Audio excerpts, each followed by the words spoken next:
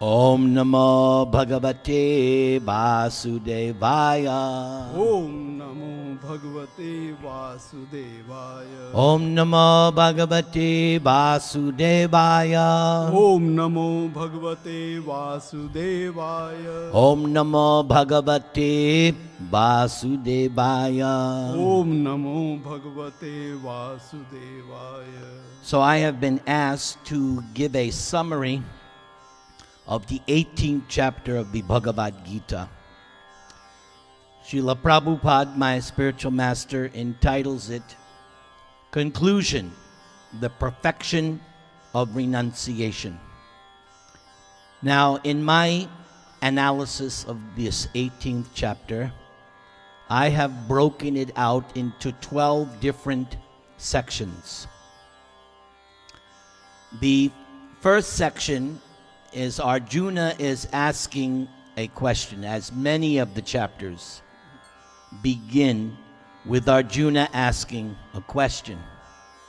And he wants to know the difference between two technical terms, sannyas and tyag. So, what is sannyas? What is the renounced order?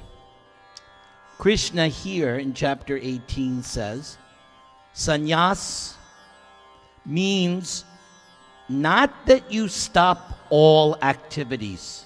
No. You stop activities that have a material intention or material desire to be fulfilled. Earlier in Bhagavad Gita, Krishna talks about karma, akarma, vikarma. Pious action, sinful action, and transcendental action.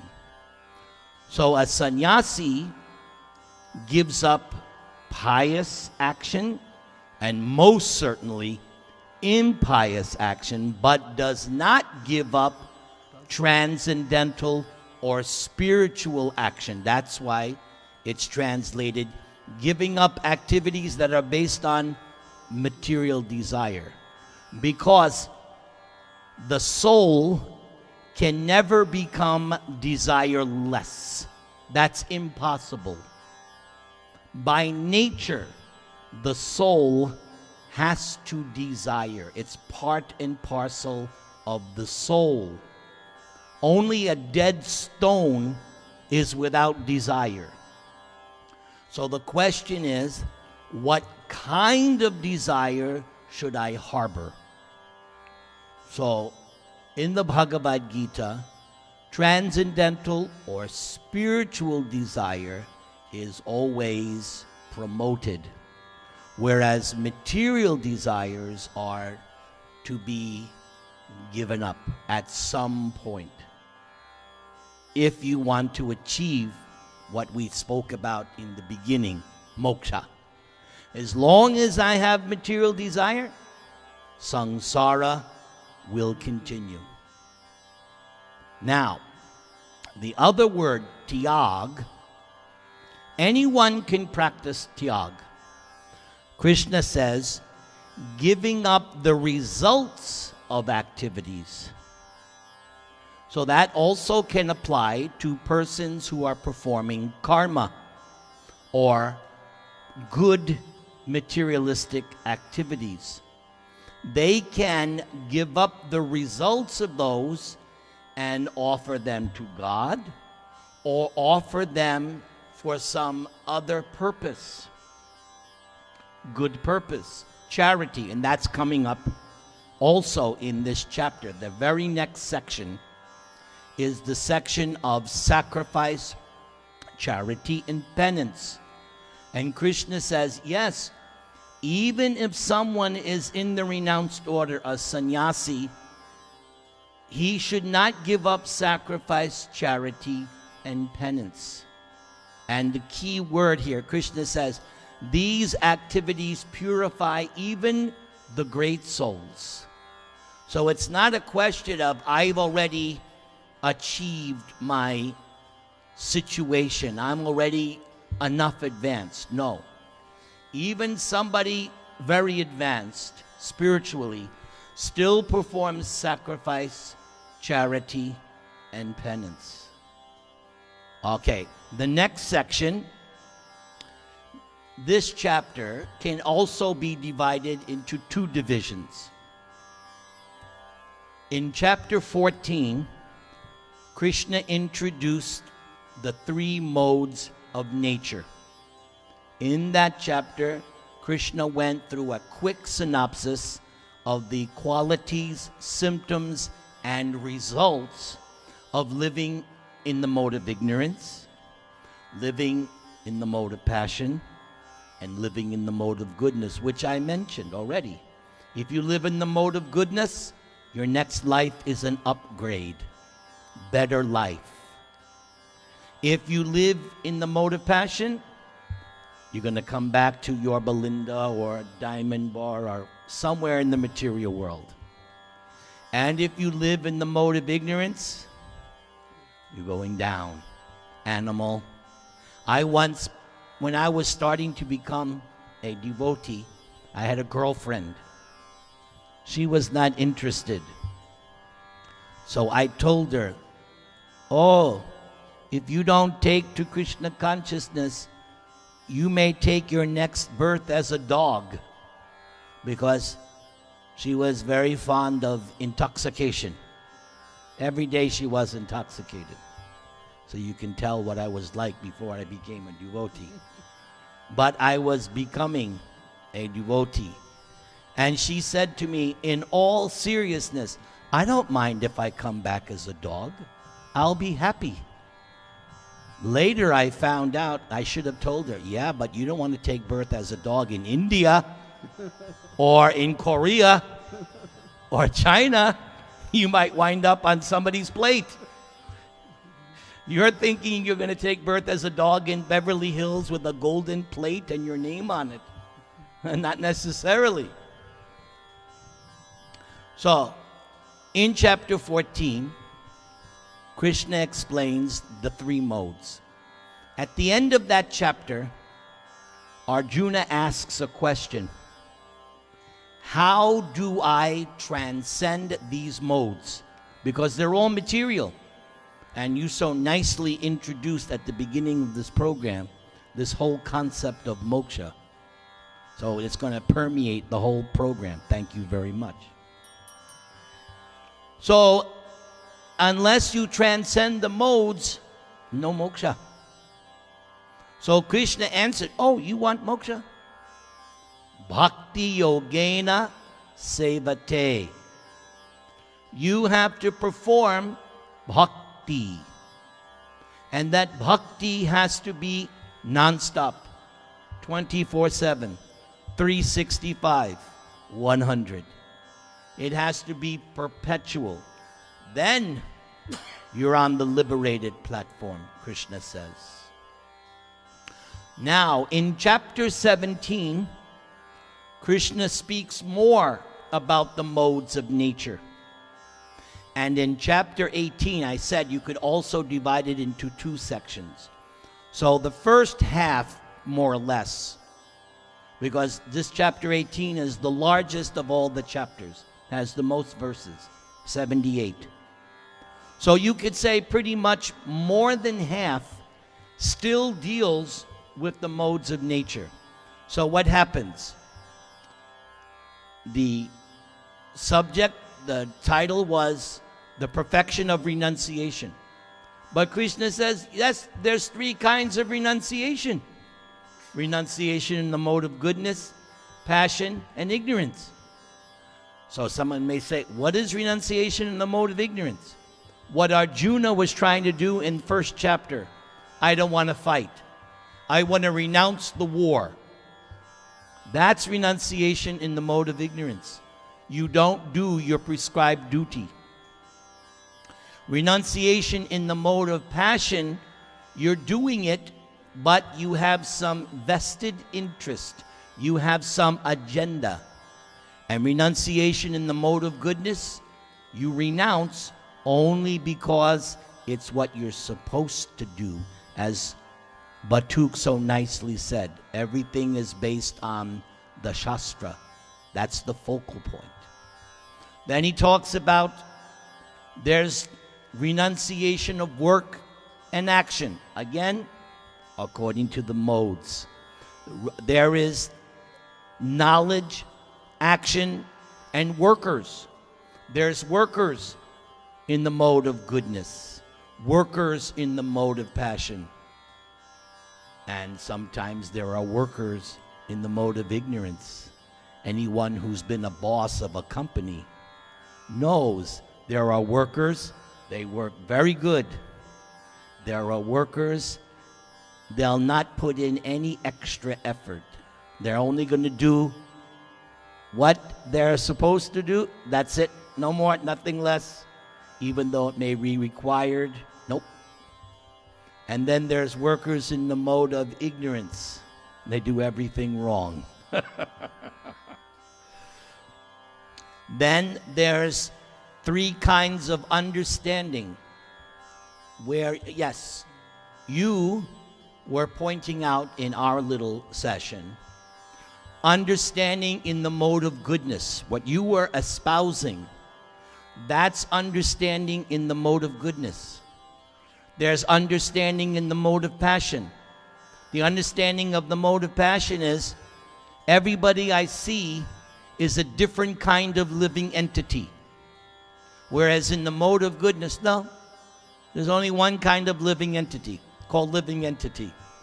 But a person in the mode of passion sees that's one kind of living entity, that's another kind of living entity. He sees differentiation. And understanding in the mode of ignorance takes wrong to be right and right to be wrong. That was also described in chapter 16. What's the demon? The demon does not know what should be done and what should not be done. Takes religion to be irreligion and takes irreligion to be religion. Just the opposite. Then, one of my favorite parts of this chapter, there's 3 kinds of happiness. Happiness in the mode of ignorance, like you go to Las Vegas. There is happiness in the mode of ignorance. What are they doing there? They're not doing swaha. They're not doing puja. What are they doing? Gambling, drinking, intoxication, illicit sex, animal eating. All these activities are in the mode of ignorance. After all, they're very proudly advertised Sin City. They proudly advertise. No shame. We are Sin City. I call it the capital of Kali Yuga. Yes. So there's happiness in the mode of ignorance, happiness in the mode of passion. Make money, eat, drink, and be merry, for tomorrow we die. Happiness in the mode of passion. Live for the high life. Work hard. Make lots of money. I have 1 million, that's not enough. I need 2. Right? I have conquered this, now I gotta do more, conquer more. I was hearing recently, one billionaire was asked, you know, you already have so many billions, why are you endeavoring to make more? He said, I don't need the money, I love the conquest. That's the mode of passion. I like the thrill of the conquest, of buying out a company. We recently had somebody who was running for president. He was just like that. He was just like that. He's called a vulture capitalist. Yes, vulture. You know what a vulture is. Vulture capitalist. What company can I buy, break apart, take all the goods? Thousands of people taken out. Vulture capitalist. And then there's happiness in the mode of goodness. Knowledge, peacefulness, aspiring for the aesthetics of life. better, nicer appreciation of existence. Then, the next section, duty. Krishna says in this chapter 18, doesn't matter if you are within the material realm, these three modes affect you. Even if you're Lord Brahma, everyone is affected by these modes, either goodness, passion, and ignorance. So then, quickly Krishna says, all right, you have Brahmanas, here are their symptoms. And it's very significant. Krishna says, Brahma karma, not Brahma janma. He says this is their nature, how they work. Krishna does not say that the Brahman is determined by his birth. Otherwise, Ravana should be a Brahmin because his father was a Brahmin. But did Ravana act like He was Rakshasa, even though by birth he was a Brahmin. Hiranyakashipu was the same way. He's the son of Kashyapa, a great, one of the 7 stars, Kashyapa. But he was no saintly person by any stretch of the imagination. So it's not what you were born. Krishna says it's how you act. That's what determines whether you're a Brahmin, Kshatriya, Vaishya, or Shudra. It's how you act. So Krishna says, here are the 9 symptoms of how a Brahmin acts. Here are the symptoms of how a Kshatriya acts, how a Vaishya acts, and how a Shudra acts. There are qualities. Okay?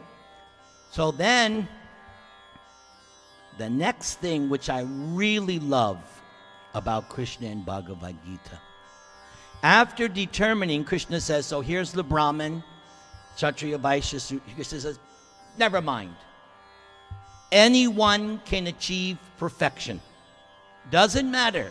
Even the Shudra can achieve perfection. And then Krishna gives the answer. How? You act, you do your prescribed duties, but you worship God.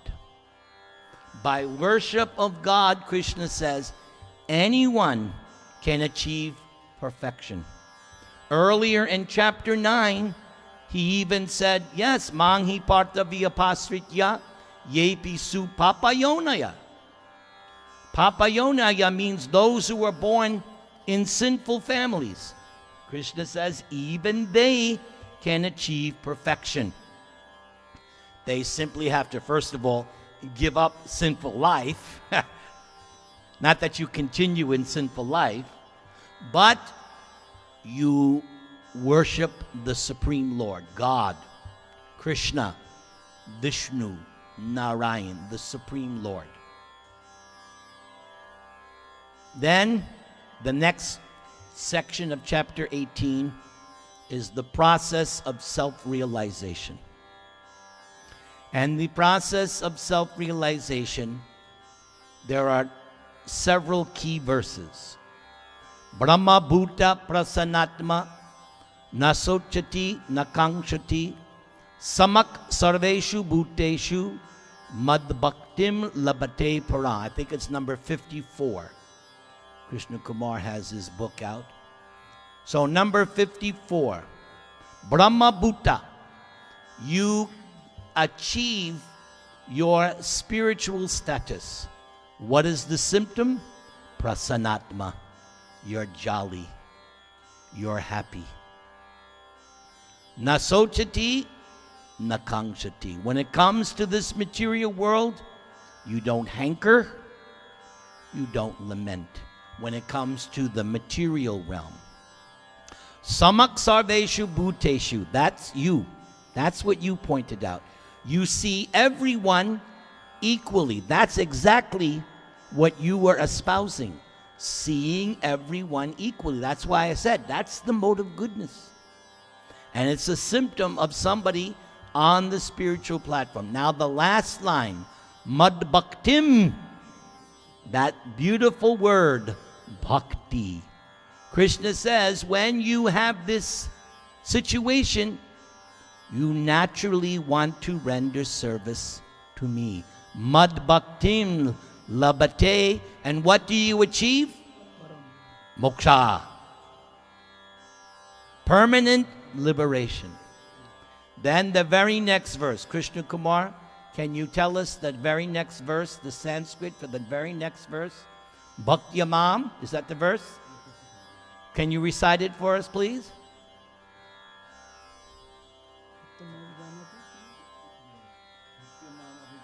Everyone, Bhaktyamam abhijanati, yavan yaschasmi tatvata, tato mam tatvato gyatva, yes? Vishate tad anantaram. Anantaram means the spiritual world. All right? Tad, so if you bhaktyamam abhajanati yavan yashtasmi tatvata, if you can achieve this situation of bhakti, Krishna says, you can know me. You can understand me. This is one of the most important verses in this Bhagavad Gita. Both of these verses had that beautiful word, bhakti. And by achieving Krishna, you will go to Krishna's abode, which we spoke about because of your very nice question. The spiritual world, Vaikuntha. Vaikuntha means no anxiety. That's not found in Diamond Bar or anywhere. Every day we wake up, we either read the newspaper or we hear on the TV or radio, kunta, kunta, kunta, kunta, one after the other. Politicians cheating, and this bad. Okay, you all know what was happening last couple of weeks on the East Coast and the North, right?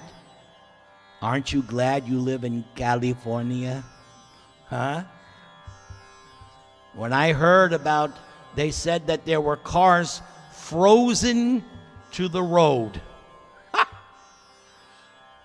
Big Mercedes, what good is it? You can't even drive it because it's frozen on the road. Whew. This is the place to be. Knock on wood. Shh.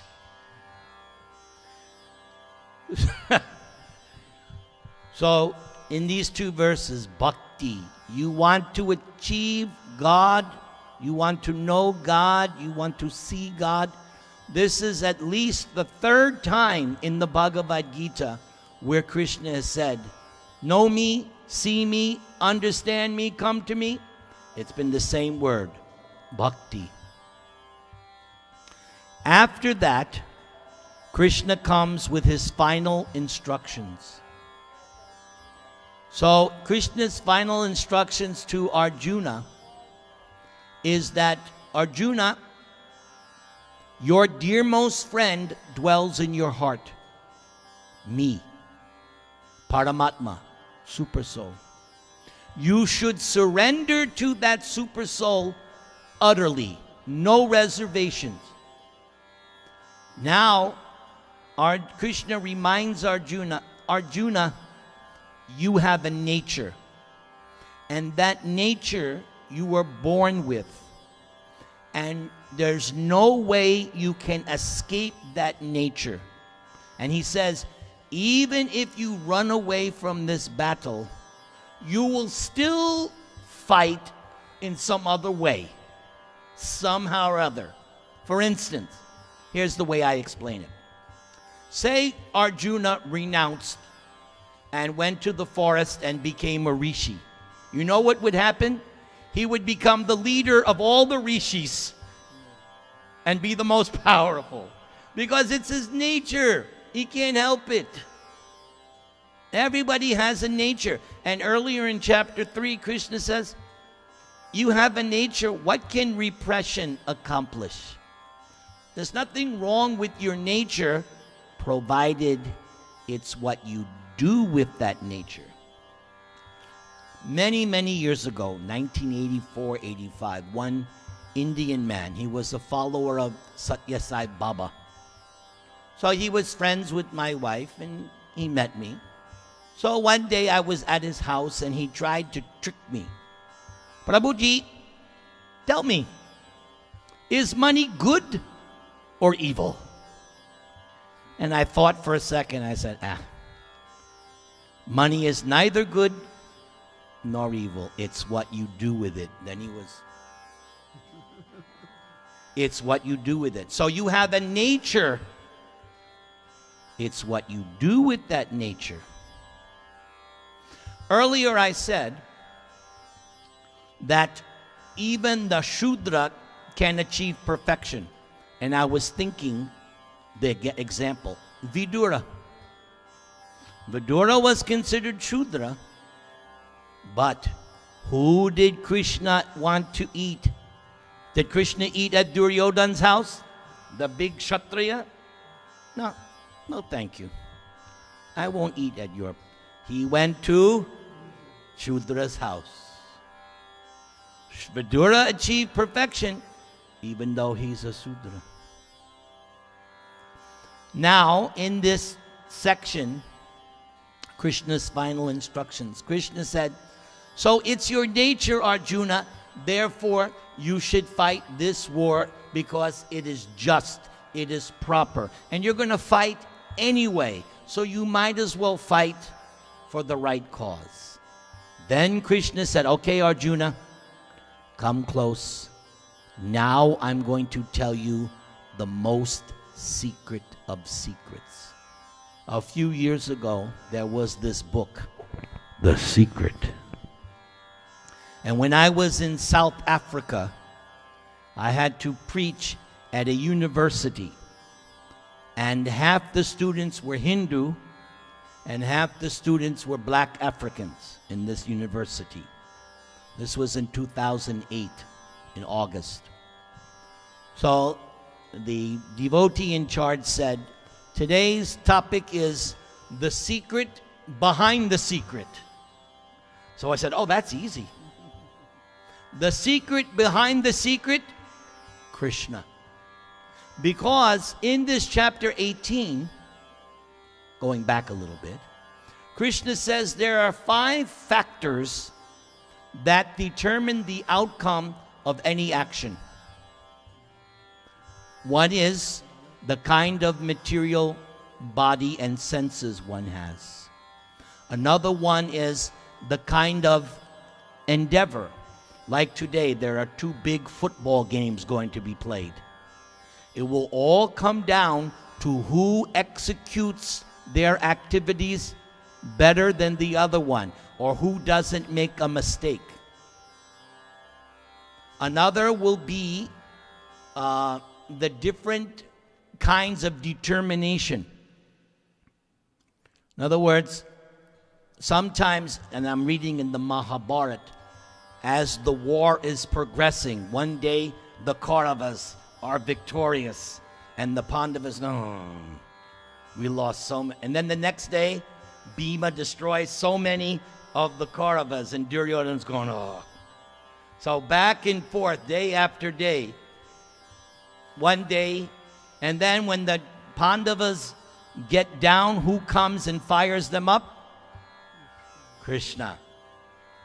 I was reading very carefully that every time the Pandavas go down and they get really distraught, Krishna comes, no, don't give in to this. Come on. And even the incident where their guru was slain, Dronacharya, they were very upset. Yudhishthira was upset. Arjuna was angry that Drishtadyumna had killed Drona. And what did Krishna say? No, it was good. It was the right thing. See how Krishna is? He's not swayed. But Arjuna and Bhima, he was taking side of Krishna. Bhima was saying, stop this lamentation. What are you doing? It's a war.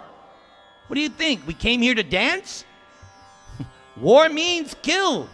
War doesn't mean no. Millions and millions of people died in that battle. So Krishna tells Arjuna, now I'm going to tell you the secret of all secrets. What is that? Always think of me. Become my devotee. Worship me. Offer your homage, your obeisances to me. If you do this, you will come to me. I promise you this. I promise. Now, Krishna is not talking just to Arjuna. It's for everybody. Everybody's included. Arjuna is just the target. He is the via media. So when Krishna says, think of me, that's what we should do if we want to achieve permanent moksha. Become his devotee, worship him. And then the big verse. Sarva dharman parityajya mamekam sharanam braja ang tvang sarva papebhyo moksha yeshyami ma shuchaha. Krishna says to Arjuna, Arjuna, you should surrender to me without any other consideration. Forget about right, wrong, religion, and just surrender to me. If you do this, I will, Krishna says, I will, if there's any sinful reactions, I will take them. I will take them. And then Krishna says, Ma shuchaha. Don't worry. Don't hesitate. Don't doubt. Don't fear. Then Krishna says to Arjuna, I have told you all these things now. It started in chapter 2 when Arjuna surrendered, Shishyasteham. So from chapter 2 to now, Krishna has been explaining Bhagavad Gita. Now Krishna is saying, Arjuna, I've told you everything. Now, the decision is yours. Yate shasi tata kuru. For me, this is very, very significant. God has given us free will. God does not force us. He sets up the whole chessboard, but you make the moves. And then based on your moves, Krishna makes his moves. Life is a chess game. And what is death? Checkmate. So choose your moves carefully. So, after Krishna finishes his speaking, Arjuna says, Krishna, I started with doubts. I started with fear. I was lamenting. That's all done. You have now driven away all my anxiety. And my decision, I will do as you say. Right. So then, after Arjuna says that, Sanjaya speaks. Because all this Bhagavad Gita, Sanjaya and Dhritarashtra are in the palace. Dhritarashtra is blind, far away from the battle. But what was the first verse of Bhagavad Gita? Dhritarashtra said, O Sanjaya, what are my sons and the sons of Pandu? What are they doing? So Sanjaya, his guru, is Vyas. And Vyas also appears in and out of the Mahabharata. Even on the battlefield, I read this morning, Vyasadeva appeared. Yes, very good, Batuk. Yes, Vyasadeva came and gave advice to Ashvatthama, because Ashvatthama was completely fried. His father had been killed, so Ashvatthama vowed, I will destroy all the Pandavas. I will avenge my father's death. And Ashvatthama had all these mystical weapons. But the Pandavas had one ace up their sleeve, Krishna. And there was that weapon, the Narayan weapon. And Krishna told the Pandavas, lay down your arms, lie down. Don't resist, because if you resist, the weapon becomes more powerful. And there was Bhima trying to do everything himself. I will. And Krishna pulled Bhima. Stop it. Krishna told Bhima, you're not going to nulligate this Narayan weapon. So they all laid down and the weapon ceased. And then Duryodhana and Ashvatthama was like, what? This weapon is supposed to be infallible. Krishna is protecting them. So he went to Duryodhana, forget it. We can't defeat the Pandavas. And what did Duryodhana say? Well, let's use the weapon again. No, stupid. Can only use it once. If you use it again, it'll destroy the person who tries to use it. All throughout the war, you see how stupid Duryodhana is. He's really dumb. Why? Because he acts out of anger. Because Duryodhana is always acting out of anger, all his decisions turn out wrong. Whereas Yudhishthira and the Pandavas, they act out of the right way to do things, not in the mode of passion. So that's when Vyasadeva comes and Ashvatthama, calm down. Calm down. Like that. So Sanjaya, by the mercy of Vyasadeva, is able to visualize what's happening on the battlefield, even though they're sitting in the palace far away from the scene. As my spiritual master says, by mystic television. Like today, millions of people be watching the football games on their TV.